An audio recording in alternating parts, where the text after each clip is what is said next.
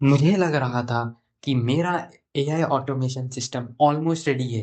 Lead collection था, AI reply, automatic follow up and lead scoring भी था। और ऑनेस्टली मुझे लग रहा था कि अब बस क्लाइंट फाइंड करना है और सिस्टम सेल हो जाएगा। लेकिन फिर मुझे मेटा व्हाट्सएप एपीआई के बारे में कुछ ऐसी चीज़ पता चली जिसने मेरी पूरी थिंकिंग चेंज कर दी। और जब मुझे ये पता चला, तब मुझे रियलाइज़ हुआ कि सिस्टम का एक बहुत ही इम्पोर्टेंट पार्ट ही मिसिंग था।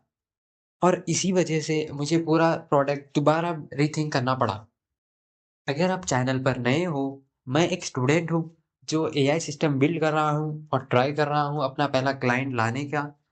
यहाँ कोई फेक इनकम स्क्रीनशॉट नहीं मिलेंगे, कोई फेक सक्सेस स्टोरी नहीं मिलेगी, बस रियल बिल्डिंग, रियल मिस्टेक और रियल लर्निंग। और आज की वीडियो में मैं आपको मेरी एक ऐसी मिस्टेक दिखाने वाला हूँ जो मैंने बिल्ड करते वक्त की थी।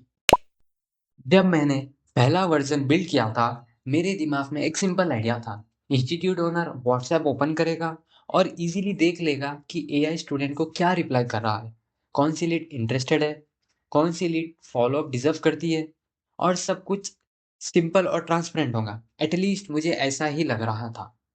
लेकिन प्रॉब्लम यही थी, मैं ओनर के एक्सपीरियंस को डीपली टेस्ट नहीं कर रहा था।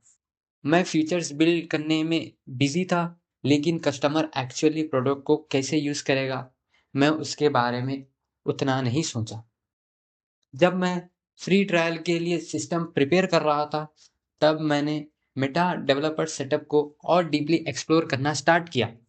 और वहीं पे मुझे रियलिटी पता चली। मेटा एपीआई कनेक्ट होने के बाद ओनर का एक्सपीरियंस बिल्कुल वैसा नहीं होता जैसे मैंने इमेजिन किया था। मोस्ट इन्फॉर्मेशन बैकएंड में रहती है, Google sheet, logs, data files में। और तब मुझे एक इम्पॉर्टेंट रियलाइजेशन हुआ कि एक बिजी इंस्टीट्यूट ओनर पूरा दिन गूगल शीट नहीं देखेगा, उसको रोज और कॉलम्स नहीं देखने, उसको सिंपल इंफॉर्मेशन चाहिए। उसको बस ये पता होना चाहिए कौन इंटरेस्टेड लीड है, कौन से स्टूडेंट को फॉलोअप चाहिए और सिस्टम में क्या चल रहा है। और ऑनेस्टली उसी मोमेंट मुझे रियलाइज हुआ कि सिस्टम कंप्लीट नहीं था। और शायद इसी वजह से मुझे आउटरीच के टाइम कॉन्फिडेंस भी नहीं आ रहा था, क्योंकि जब बिजनेसेस प्रैक्टिकल क्वेश्चन पूछा करते, मेरे पास क्लियर आंसर नहीं होता। मैं फीचर्स एक्सप्लेन कर सकता, मैं एआई एक्सप्लेन कर सकता था, लेकिन ओनर का एक्सपीरियंस एक्सप्लेन नहीं कर पा रहा था। और बिजनेस ओनर्स फीचर नहीं खरीदते, वो कन्वीनियंस खरीदते, सिंप्लिसिटी खरीदते और अल्टीमेटली रिजल्ट खरीदते। इसी वजह से मैंने डिसाइड किया है कि पहले फ्री ट्रायल दूंगा। मैं डायरेक्टली सेल करने की जल्दी नहीं करना चाहता। मुझे पहले ये देखना है कि सिस्टम एक्चुअली यूजफुल है या नहीं। क्या ये रिस्पॉन्स टाइम इम्प्रूव करता है? क्या ये लीड्स को बेटर हैंडल करता है? क्या ये एडमिशन इंक्रीज करने में हेल्प करता है? क्योंकि ऑनेस्टली अभी मेरे पास असम्पशन है, लेकिन मुझे रियल डेटा चाहिए, रियल फीडबैक चाहिए एंड रियल यूजर चाहिए।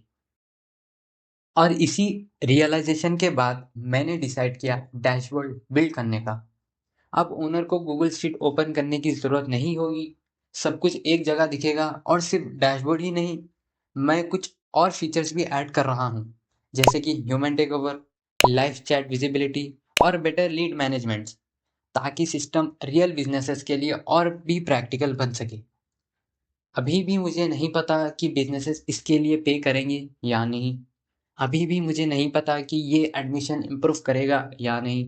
लेकिन एक चीज़ पता है, मुझे आंसर अजम्पशन से नहीं मिलने वाले, मुझे आंसर रियल यूजर से मिलेंगे। और इसीलिए नेक्स्ट स्टेप है टेस्टिंग। और नेक्स्ट वीडियो में मैं आपको डैशबोर्ड दिखाने वाला हूँ, कौन सा फीचर्स ऐड किया है, कैसे काम करता है एंड सिस्टम को और यूज़फुल बनाने के लिए क्या चेंजेस किए हैं। लेट्स सी क्या होता है।